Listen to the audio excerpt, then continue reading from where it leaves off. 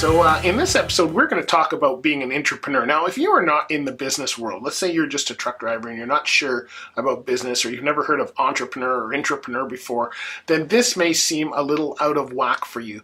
But actually, one of the attractions to becoming a truck driver is to be an intrapreneur, which means somebody who is independent, being able to make their own decisions and get independence. That's why I know for myself, that was why a lot of us became truck drivers, because we wanted to be able to have our independence, make our own decisions, and not have someone looking over our shoulder. That is a strong belief for being in this.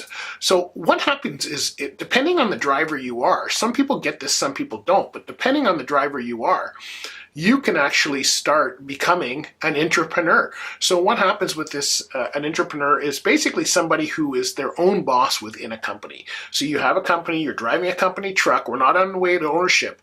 But if you pay attention to this, if you pay attention to how you run and the way you run, this may be a great way to decide whether becoming an owner-operator, that next step, is for you. And this is crucial for the way that people need to operate. So I always suggest to people, think about it as an entrepreneur. I know when I was driving, that's what I loved about it. I loved making my own decisions. And I used to tell the boss, I used to go, you know what, listen, if I don't call you, everything is cool. When there's a problem I can't handle that's out of my realm or out of my expertise, I will give you a call. And many times I didn't have to give them a call because I know what I'm doing. I knew my game, I knew what I had to do, and I knew the industry, and I just wanted to be left alone. And the nice thing is that you actually are your own business. If you think about it, I always tell people the top 20% gets all the opportunities.